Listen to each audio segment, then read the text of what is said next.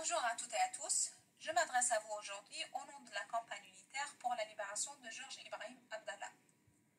Georges Abdallah est un résistant communiste arabe, combattant pour une Palestine libre, démocratique et laïque. Dès 1978, il rejoint le Front populaire de libération de la Palestine des opérations extérieures, puis il devient un des membres clés des fractions armées révolutionnaires libanaises, les FARC. Son engagement s'inscrit dans un contexte de guerre impérialiste et de violence extrême. Celui d'abord d'une intervention directe des troupes de l'entité sioniste au Liban à deux reprises, en 1978 puis en 1982, avec le siège de Beyrouth, causant des destructions massives et tuant plus de 20 000 civils libanais et palestiniens, celui aussi de l'occupation du sud du Liban et des massacres de Sabra et Shatila les 16 et 17 septembre 1982, qui feront près de 5 000 victimes. C'est aussi à cette période que les troupes impérialistes françaises et états-uniennes débarquent à Beyrouth et tentent d'imposer un régime fantoche dirigé par les phalangistes alliés de l'entité sioniste.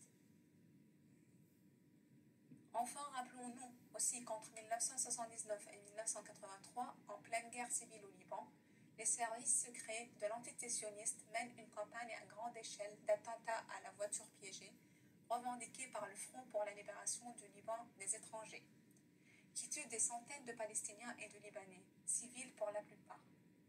Il s'agit, dira alors un général de l'entité sioniste, de créer le chaos parmi les Palestiniens et les Syriens au Liban sans laisser d'empreinte israélienne, pour leur donner l'impression qu'ils étaient constamment sous attaque et leur instiller un sentiment d'insécurité.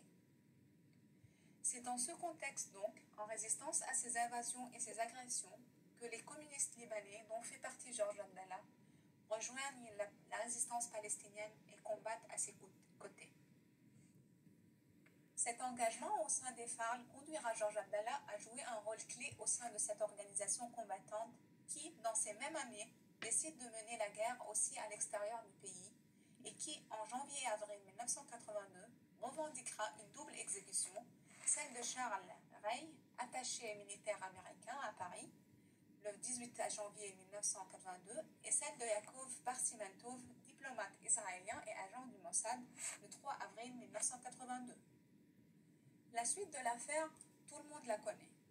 Georges Abdallah, arrêté le 24 octobre 1984 et condamné le 28 février 1987 à la réclusion criminelle à perpétuité pour complicité d'assassinat par la Cour d'assises spéciale, et au-delà du bien fondé de cette condamnation reposant sur des preuves sujettes à caution, il est depuis lors prisonnier politique de l'État français sous pression conjuguée des États-Unis et de l'entité sioniste.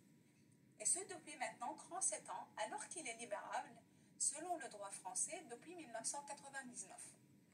Seul manque à sa libération un arrêté d'expulsion vers le Liban, qu'aucun ministre de l'Intérieur n'a accepté de signer jusqu'à aujourd'hui. Preuve que la perpétuité réelle existe bel et bien en France et que le principe constitutionnel de la séparation des pouvoirs n'est que forfaiture. En 37 ans de prison, Georges Abdallah n'a jamais rien renié de ses convictions ni de son engagement révolutionnaire. Chacune de ces déclarations est l'occasion pour lui de réaffirmer son identité politique clairement définie à travers les combats qui ont été et restent les siens, anti-impérialistes, anticapitalistes, aux côtés des peuples en lutte et de leur résistance, au nom d'un internationalisme sans cesse revendiqué.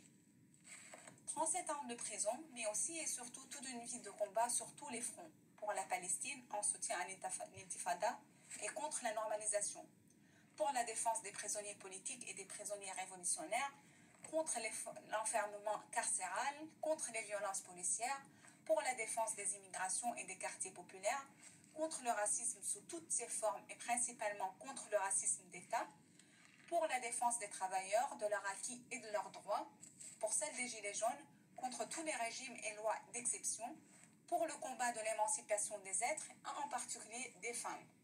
Ce combat de toute une vie place Georges Abdallah et nous place, nous tous ses soutiens et camarades, du côté de ceux qui, dans cette guerre de classe contre classe, luttent contre toutes les formes de domination politique, économique et sociale du pouvoir et contre toutes les formes de régression et d'atteinte à nos droits et libertés les plus élémentaires. Georges Abdallah est notre camarade et il est celui de tous ceux qui, mus par le virus de la rébellion, continuent à s'organiser, à démontrer que l'insubordination est au moins aussi présente chez les peuples que la tendance à se soumettre, et que s'il est bien un droit à revendiquer aujourd'hui comme hier, c'est bien celui de se révolter. Ce combat de toute une vie, il n'a eu de cesse de le mener en particulier aux côtés du peuple palestinien engagé de manière héroïque dans sa lutte de libération nationale. Ce foyer révolutionnaire que l'entité sioniste ne parvient pas à soumettre ni éteindre malgré tous les moyens déployés durant toutes ces décennies, tient sa force dans une vérité fondamentale que ne cesse de rappeler Georges Abdallah. Une vérité que la longue histoire et les expériences des luttes de libération nationale nous ont déjà apprises, à savoir que la force de ces luttes réside dans la légitimité même de leur cause. Pour Georges Abdallah, comme pour tous ses camarades, ce combat pour la Palestine à libérer du joug de l'occupant sioniste a toujours été une cause centrale en ce qu'elle conjugue en elle-même toutes les luttes. La lutte antisioniste, anticoloniale, anti-impérialiste, anticapitaliste et celle contre les États réactionnaires arabes. Pour lui, comme pour nous, qui dit lutte de libération nationale de la Palestine, dit inévitablement soutien à la flamme de la résistance, soutien à l'intifada et aux fleurs et lionceaux de la Palestine, mais aussi défense du droit au retour et de l'autodétermination des Palestiniens. Pour lui, comme pour nous, qui dit lutte de la libération nationale de la Palestine, dit inévitablement soutien à son avant-garde révolutionnaire et solidarité inconditionnelle, et en acte avec la lutte des prisonnières et des prisonniers palestiniens, flambeau de la liberté et indomptables héros. Ce soutien indéfectible à la résistance du peuple palestinien, Georges Abdallah l'exprime aussi par cette ligne de démarcation nette et intangible qu'il n'a de cesse de rappeler à chacune de ses déclarations entre deux pôles résolument antagoniques. L'un fait de négociation, de consension, de collaboration et au final de soumission sans fin, l'autre lié à la résistance par tous les moyens, et particulièrement à la lutte armée. Dans cette guerre interne aux contours bien tranchés, Georges Abdallah a toujours choisi son camp, celui qui, aux côtés des masses populaires palestiniennes en lutte, vise à combattre inlassablement les impérialistes et dénoncer leurs tentatives répétées pour liquider la résistance palestinienne. Celui qui, aux côtés des masses populaires palestiniennes en lutte, vise à abattre tous ces affidés réactionnaires locaux, de tous bords, embourbés dans les marasmes de la normalisation depuis Oslo jusqu'au grand deal du siècle.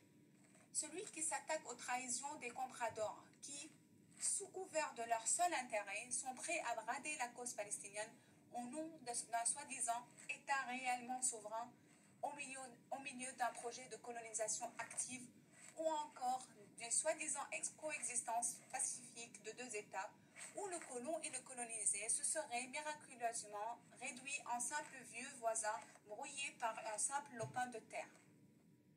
Cette position de classe alliée à cet optimisme historique sans faille et à cette affirmation de la loi de l'histoire, Georges Abdallah l'énonce pour la Palestine, mais aussi pour tous les autres combats qu'il soutient, et notamment dans sa lutte contre l'impérialisme et les guerres faites au peuple.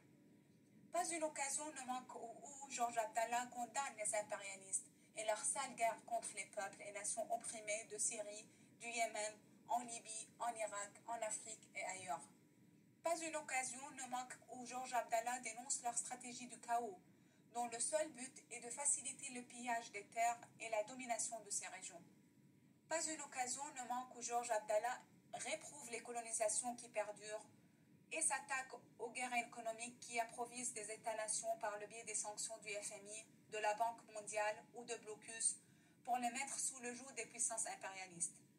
Pas une occasion, enfin, ne manque où Georges Abdallah démasque en particulier l'impérialisme français, acteur central de ce repartage du monde, qui, sous couvert de la lutte contre le terrorisme ou encore de la défense des valeurs de la démocratie et des droits de l'homme, déploie jour après jour son arsenal de guerre pour asseoir son hégémonie et préserver ses intérêts, principalement en Afrique et au Moyen-Orient.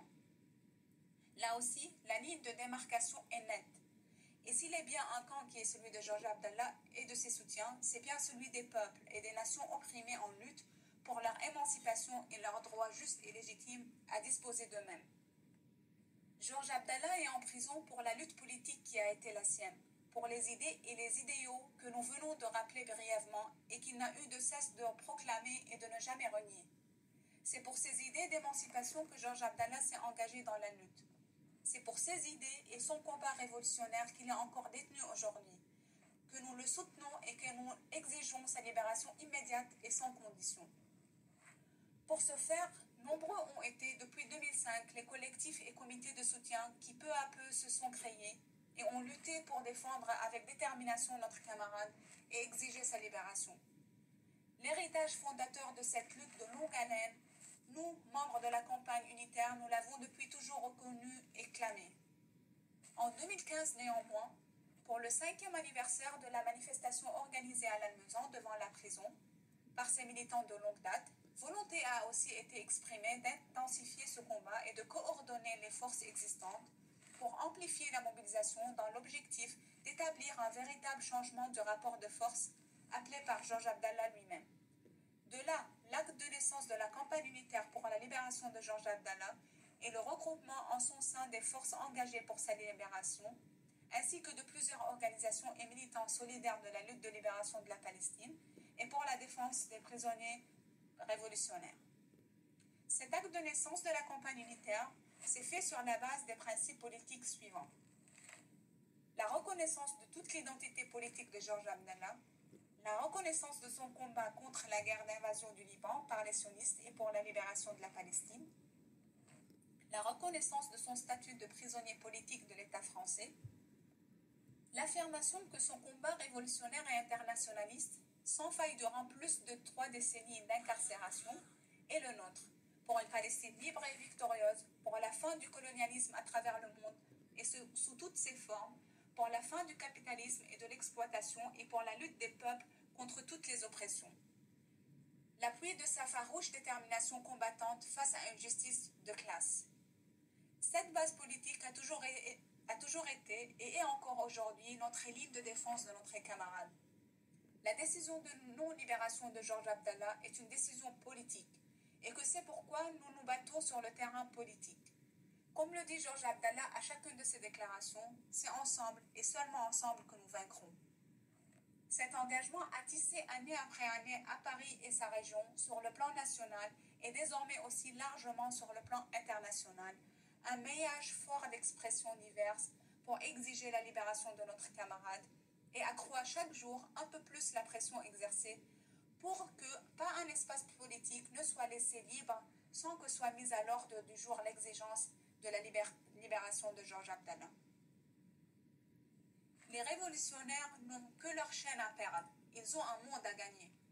Un grand combattant a lutté toute sa vie et continue encore aujourd'hui à lutter pour ce monde à gagner. C'est Georges Abdallah.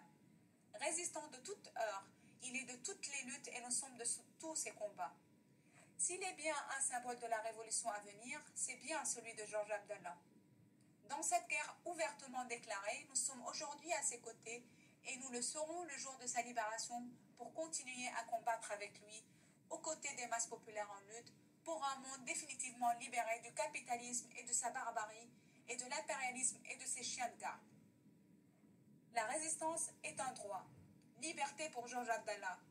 Que 1000 initiatives solidaires fleurissent en faveur de la Palestine et sa prometteuse résistance. La solidarité, toute la solidarité avec les résistants dans les geôles sionistes et dans les cellules d'isolement au Maroc, en Turquie, en Grèce et aux Philippines et ailleurs de par le monde. La solidarité, toute la solidarité avec les prolétaires des quartiers populaires. Honneur aux martyrs et aux masses populaires en lutte. Abat l'impérialisme et ses chiens de garde sionistes et autres réactionnaires arabes. Le capitalisme n'est plus que barbarie. Honneur à tous ceux et celles qui s'y opposent dans la diversité de leurs expressions. Merci, camarades.